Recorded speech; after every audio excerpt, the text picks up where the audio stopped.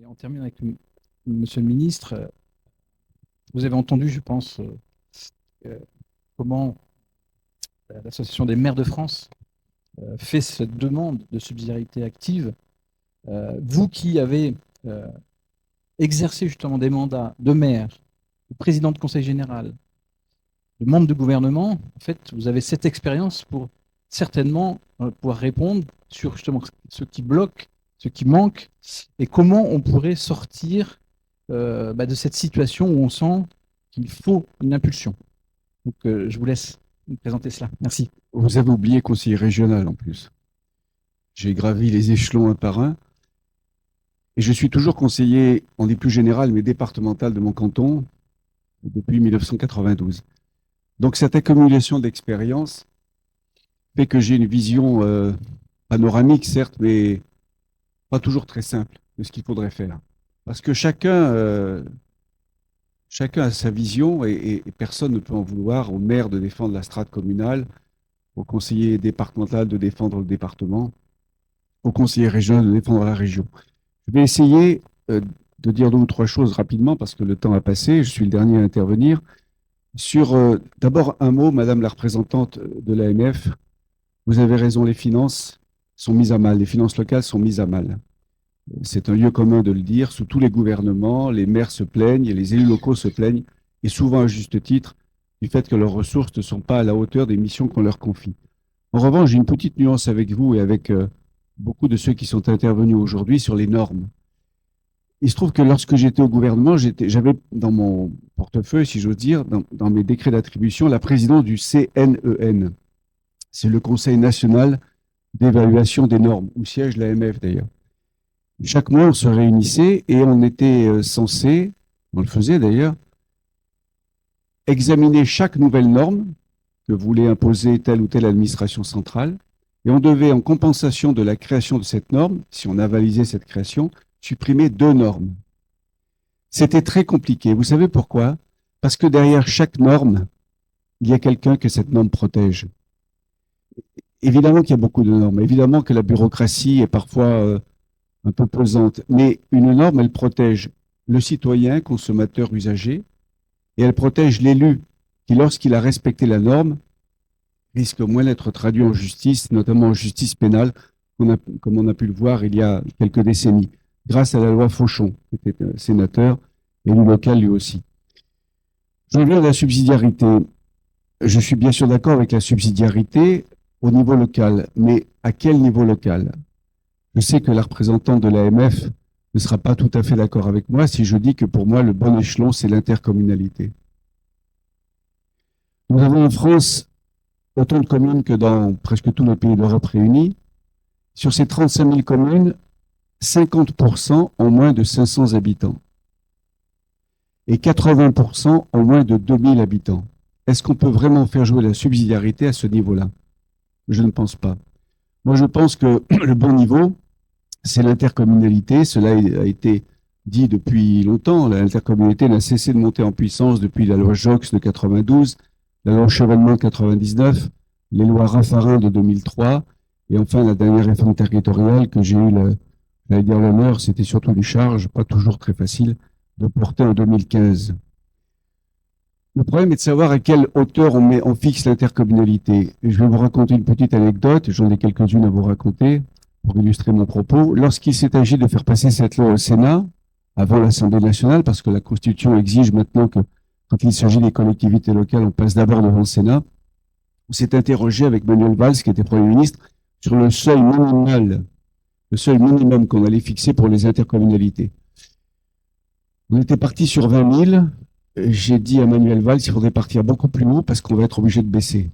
Connaissant les sénateurs, j'ai moi-même été sénateur après avoir été député. Donc les sénateurs, parfois, j'allais dire presque en retard sur leur mandat, sur les élus locaux, les sénateurs étaient soucieux de ne pas avoir des intercommunalités trop grandes. Donc j'ai dit à Valls, on devrait partir à 30 000, au moins à 30 000 pour baisser progressivement. Valls m'a dit non, on va partir à 20 000. Un échange a eu lieu avec Gérard Larcher. Je suis allé voir Gérard Larcher et Larcher m'a dit si tu descends à 15 000, je fais voter ta loi par la droite. Il est descendu à 15 000 parce que Valls voulait que sa loi fût votée par la droite. Donc, on est resté à 15 000, avec des exceptions pour les zones de montagne et les zones faiblement peuplées à 5 000 habitants. Donc, on est à 15 000 habitants et on a malgré tout incité les préfets, et je l'assume, on a incité les préfets à inciter à leur tour les élus locaux à faire des plus grandes intercommunalités. On a donc créé des intercommunalités de 20 000, 50 000, 100 000 habitants. Les fameuses intercommunalités XXL. Il y en a eu très peu d'aussi grandes. Quelques-unes. Elles ont provoqué un certain mécontentement chez les élus locaux, notamment ceux qui avaient été élus en 2014, qui avaient souvent été réélus en 2014, qui étaient élus depuis 2 ou 3 mandats, qui ont eu du mal à s'adapter à ces grandes intercommunalités. Le président Macron, qui n'y connaît pas grand-chose en matière de collectivité locale, a subi le discours sur les irritants de la loi NOTRe. La loi NOTRe, c'est la loi dont j'étais chargé. Et donc, il a fait voter une loi au Sénat, puis à l'Assemblée nationale, qui permet aux grandes intercommunalités, aux fameuses XXL, de se scinder à nouveau. Il n'y en a même pas eu 20 qui ont fait ce choix. Et vous savez pourquoi? Parce que les élus locaux se sont habitués à ces grandes intercommunalités et parce qu'une nouvelle génération d'élus est arrivée en 2020 qui n'avait pas connu autre chose. Donc, les choses se sont progressivement tassées et aujourd'hui, les intercommunalités fonctionnent très bien. Deuxième point que je voudrais aborder, je pense que les intercommunalités et les régions sont les échelons d'avenir et qu'il faut aller vers une décentralisation et donc vers une subsidiarité, parce que les mots sont leur signification est assez semblable, même si la décentralisation est descendante et que la subsidiarité est remontante, j'ai bien compris la différence. Je crois qu'il faut aller vers la décentralisation du logement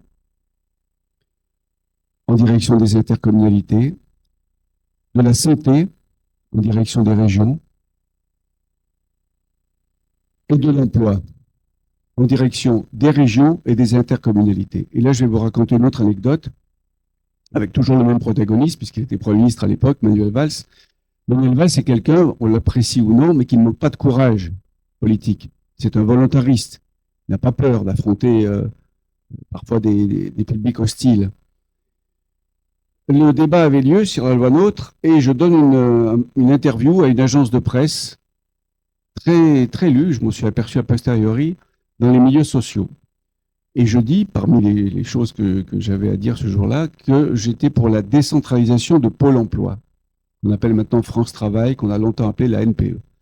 Et j'explique que dans la mesure où les régions étaient compétentes en matière d'économie, de développement économique, de formation professionnelle, d'apprentissage, il fallait que l'emploi soit décentralisé aux régions et que donc on décentralise Pôle emploi, qu'on en fasse, puisqu'il y a 12 régions maintenant, 13, qu'on en fasse 13 pôles emploi régionaux, en articulation avec les intercommunalités, là encore. Région interco. Le couple fonctionne de mieux en mieux et fonctionnera, à mon avis, de mieux en mieux dans l'avenir. Je dis ça une fin de semaine, l'interview paraît le lundi, branle-bas de combat à Pôle emploi, les syndicats vont debout, le directeur de l'époque, le pauvre, fait un infarctus à ce moment-là. Certains disent c'est à cause de l'interview de Valigny. Valls était en déplacement à Dijon le lundi, chez mon collègue Rebsamen, et je vois une dépêche AFP qui était titrée « Valls recadre Valigny ». Le mardi, je vois Valls aux questions d'actualité à l'Assemblée. Je lui dis alors, il paraît que tu m'as recadré, que tu n'es pas d'accord avec ma proposition. Il me dit, mais bien sûr que tu as raison. Bien sûr que c'est ce qu'il faudrait faire. Mais si on fait ça, Pôle emploi se met en grève. Donc, on ne l'a pas fait. Deuxième exemple, les personnels ATOS, agents, techniciens, ouvriers de service, dans les collèges et les lycées. Lors de la décentralisation de fer, en 81, 82, 83, ces personnels sont restés personnels d'État, alors que les collèges ont été transférés au département et les lycées aux régions. On parle des bâtiments. Mais les personnels qui entretiennent ces bâtiments sont restés personnels d'État. Raffarin, en 2003, décide de les décentraliser, de confier les TOS des collèges au département et les TOS des lycées aux régions. Moi, naïvement, député d'opposition, je dis l'idée me paraît excellente. Je suis président du conseil général. À l'époque, j'étais président du département de l'Isère. En tant que président du conseil général de l'Isère, je trouve que c'est logique, puisque je m'occupe déjà des bâtiments des collèges, d'avoir sous ma responsabilité les personnels qui gèrent ces bâtiments, qui les entretiennent, qui les modernisent. Qu'est-ce que je n'avais pas dit là? Les partis politiques de gauche, y compris le mien, le Parti socialiste, me désavoue en disant mais non, puisque ça vient de Raffarin, c'est pas bien, ça vient de la droite, il faut être dans l'opposition, faut être contre. Les syndicats disent la même chose. Dans mon département, je me heurte à une fronde syndicale et chaque fois que j'allais dans un collège, parce que j'allais souvent dans les collèges, là, 97 en Isère, il y avait des reproductions des coupures de presse agrandies dont le titre c'était l'Observateur. Vous savez, les pages rouges, on ne lit que ça en général dans Le Point, l'Express, l'Observateur, le reste est un peu barbant, mais on se précipite sur les confidentiels pour savoir un peu les bruits de couloir. Le titre était Valigny soutient Raffarin. Et donc les syndicats avaient agrandi tout ça, il y a des immenses affiches, Valigny soutient Raffarin, je me faisais siffler quand j'arrivais dans les collèges. Et un an après, je retournais dans les mêmes collèges et je disais au personnel TOS, alors vous regrettez la réforme? Ah ben non. D'abord, le régime indemnitaire est bien meilleur au niveau du département qu'au niveau de l'État. Deuxièmement, on vous connaît, monsieur Valigny, on sait que si on a un problème, il y a un président de département, il y a un conseiller général du canton. Donc aujourd'hui, personne ne regrette cette réforme de Raffarin. Mais à l'époque, quand je l'ai soutenue, on a voué aux gémonies. J'en termine avec ces petites anecdotes pour vous dire que je pense que ce qui manque dans notre pays, ce ne sont pas les idées, on a plein. Ce n'est pas la volonté, c'est parfois le courage qu'il faut pour mettre en œuvre la volonté décentralisatrice ou la volonté de faire de la subsidiarité. Donc je pense que dans l'état de crispation politique dans lequel est notre pays, même si je connais bien la ministre actuelle de la décentralisation, Françoise Gatel, avec qui j'ai siégé au Sénat, qui est une femme remarquable, volontariste, qui croit beaucoup aux échelons d'avenir que sont les intercommunalités, je crois que rien ne pourra se faire de décisif avant la présidentielle et qu'aujourd'hui, les grandes réformes, notamment celles qu'on appelle de nos voeux pour la plupart, cette grande réforme de la subsidiarité, de la décentralisation, ne pourra passer qu'après une présidentielle et encore dans les 6 mois qui suivent. Parce qu'au-delà de 6 mois, l'état de grâce, si tant est qu'il y a encore un état de grâce, l'état de grâce s'est dissipé, les oppositions se sont revigorées, le Parlement s'est réveillé, donc tout ça doit être fait dans les 3 mois qui suivent une présidentielle, en juin, juillet. Vous savez ce que m'a dit Hollande un jour? Hollande m'a dit, je regrette de ne pas avoir fait siéger le Parlement pendant l'été 2012. C'est dans les 3-4 premiers mois qu'on peut faire beaucoup de choses. Après, c'est trop tard. Il y a toujours une élection qui arrive, une municipale, une cantonale, une sénatoriale. Le gouvernement se trouve très vite ligoté par tous les corporatismes. Quant au référendum, je m'en méfie beaucoup parce que je n'oublie pas que le général de Gaulle a dû quitter le pouvoir après un référendum sur le Sénat, sur les régions et sur le Sénat. Donc, il ne faut pas sous-estimer la force des conservatismes, des corporatismes quand il s'agit de toucher aux collectivités locales. Tout ça pour terminer sur une phrase d'Edgar Faure, dont on connaît l'humour légendaire, qui disait « En France, lorsqu'une grande réforme est annoncée, les forces de l'immobilisme se mettent en marche et rien ne peut les arrêter. » Merci, monsieur le ministre.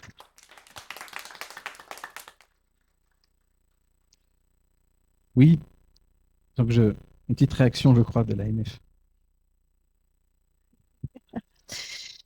Non, pas qu'à vous, hein, monsieur le ministre. Je vais réagir à l'ensemble des propos, mais peut-être reprendre, puisque j'ai beaucoup cité David Lisnard, donc permettez-moi de citer aussi André Léniel, qui rappelait, je crois, en reprenant les propos de François Mitterrand, qui disait sur la question de la décentralisation, il a fallu un pouvoir fort et centralisé pour que la France se fasse. Il faudra la décentralisation pour qu'elle se défasse pas. Et je pense que c'est aussi là tout le sujet ou en tout cas tout l'enjeu aujourd'hui que l'Association des maires de France porte comme un compromis nécessaire. Et sur la place du bloc local, évidemment, nous ne sommes pas d'accord. Mais je rappelle que l'association porte le nom de Association des maires de France et des présidents d'intercommunalité, ce qui prouve aussi qu'on a bien conscience en fait de l'enjeu de l'intercommunalité. Mais par contre, là où en fait on n'est pas forcément en phase, c'est qu'il faut arrêter d'imposer.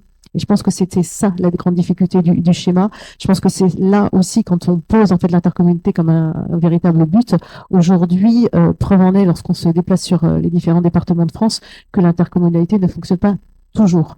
Et c'est pour ça que l'expression en fait de la subsidiarité ascendante, c'est d'avoir une liberté de choix et d'agir. Et lorsque cela ne fonctionne pas, on fait le choix de pousser au-dessus.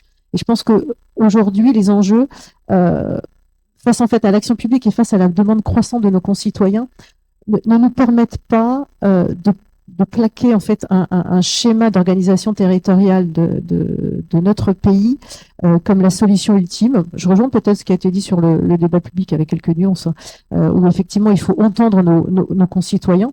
Et si aujourd'hui notre légitimité est mal en point, c'est aussi lié à la crise civique et finalement à ce taux d'abstention grandissant, hormis pour les présidentielles et encore pour les municipales, et qui fait qu'effectivement on a aussi ce lien de défiance avec nos citoyens parce qu'ils ne se sentent pas compris, ou en tout cas n'ont pas l'impression que leurs besoins aujourd'hui sont clairement identifiés.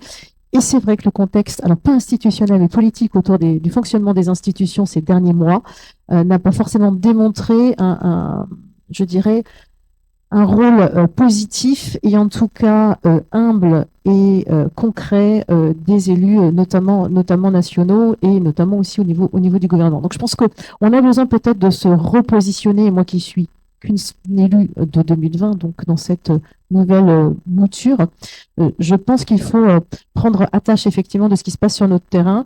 Les maires sont quand même aujourd'hui le baromètre de la société, c'est-à-dire que ce sont comme eux qui sont entre guillemets, je dis bien entre guillemets en première ligne, parce que ce matin on était à l'armée de terre et quand on parle de première ligne face aux militaires, on sait aussi là avoir un regard avec un peu plus de recul. Mais en tout cas, on est en première ligne aussi face à toutes les difficultés, face à la montée des violences, face à une exacerbation aussi de besoins multiples. Et sur la question de l'État-providence, je pense qu'aujourd'hui, on peut plutôt se poser la question effectivement d'un État performant plus qu'un État-providence qui donne sans fin, puisqu'aujourd'hui, on le sait, l'État n'a plus les moyens de faire. Par contre, ce qui est intéressant sur votre témoignage, Monsieur Selvi, et ça rejoint d'ailleurs, permettez-moi de faire l'écho avec ce que j'ai entendu ce matin, peut-être une volonté aussi, quand on parle de décentralisation, quand on parle d'État fort et quand on parle de collectivité forte, c'est aussi une déconcentration à la hauteur aujourd'hui des enjeux qui sont en proximité. Quand je parlais tout à l'heure évidemment de supprimer tous les doublons, tout ce qui est inutile aujourd'hui, c'est aussi renforcer par contre les pouvoirs du préfet. Il recentralise, entre guillemets, permettez-moi cette expression, aussi une concentration de pouvoir pour pouvoir animer en fait sur son territoire l'ensemble aujourd'hui des organismes, des autorités qui nous entravent et qui nous empêchent d'agir, parce que combien de dossiers aujourd'hui prennent du temps, prennent des mois, voire n'aboutissent pas, parce qu'on n'arrive pas à avoir des interlocuteurs des services déconcentrés de l'État ou autres qui n'arrivent pas à se mettre d'accord ou qui n'arrivent pas à avoir une position commune. Et ça, aujourd'hui, c'est un véritable enjeu aussi. Donc, de pouvoir aussi renforcer l'État en proximité, je pense que c'est indispensable. Et c'est tout cela aujourd'hui qui est travaillé, par exemple, aux armées. Alors, le général donc nous disait qu'aujourd'hui, il travaillait par management par intention. Donc, la même démarche, en fait, c'est-à-dire de lancer, en fait, les objectifs dans leur globalité et de laisser la liberté et l'autonomie en fait en proximité, à l'échelon, à l'agent, au manager intermédiaire, de pouvoir décider en connaissance de cause. Et ce qui est intéressant dans ce qu'il a dit ce matin, et je trouve qu'on y voit une intelligence de situation, quand on sait qu'on peut être en situation de conflit, on est dans une décision immédiate, qui ne doit pas être forcément une décision sous pression, ce qu'il disait ce matin, où en fait le chef doit réfléchir par avance à ce qu'il devra dire et rendre compte en fait à ses supérieurs par rapport à la décision qu'il a prise. Et je trouve qu'il y a vraiment un parallèle là sur ce qu'on peut vivre nous en tant qu'élus local.